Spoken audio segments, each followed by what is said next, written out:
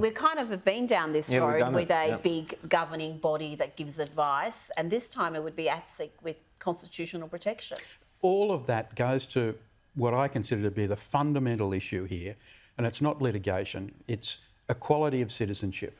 Now, if we all are equal, we should all have the same ability to affect public policy debates. And whatever happens with the voice, if the High Court decides it can litigate to force people to consider its views, I don't think that really matters. Once the voice says something, and the Solicitor General actually confirmed that the scope of the voice's involvement in public policy debate can't be limited by the government.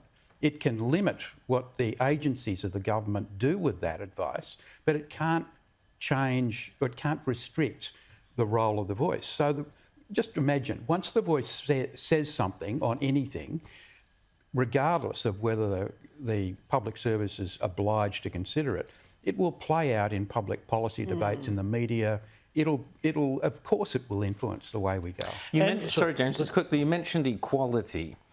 We had an article in The Guardian this week by the Race Discrimination Commissioner, Chin Leong Tan, who said, quote, in this article in The Guardian, "Equality does not mean we are all treated the same."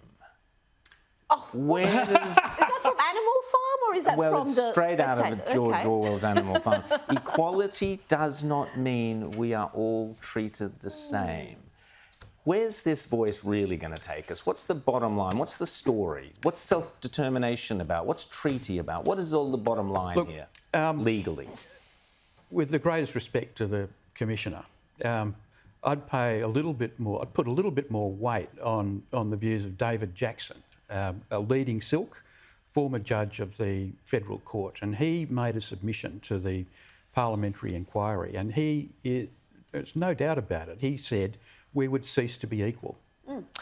Simple as that. We would cease to be equal. You vote for the voice, people, you cease to be equal in this nation. That's what you're aiming at, James. Finally, Chris, I want to ask, one of the big things that we are told about is that if the no case gets up, it's a huge setback to reconciliation. But what would it do for the idea of a harmonious society that you would have one group of people that is about 3%, I think, of the population having this agency that would have very little risk attached to anything that it recommended, but then having the huge weight of its moral authority and potentially legally enshrined authority as well on the development of policy? What would that send to the other 97% of people, whether they've been here 200 years or 20 years like me? Look, you can see it already, and resentment is what will grow, and that's the antithesis of what we should be aiming at.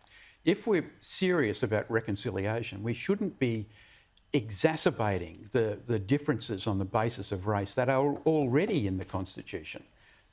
It's inevitable that once you start treating one group on the basis of race and their descendants forever, treat them differently, give them a different, more powerful ability to influence public policy, the vast majority, or those who are left out, will not like it. They will see over time that it's not fair, and fairness is what this country is all about. Particularly when decisions influenced or on the whim of the voice start to have a negative impact on people's lives. Could be an increase in tax, could be a this, could be a that, whatever.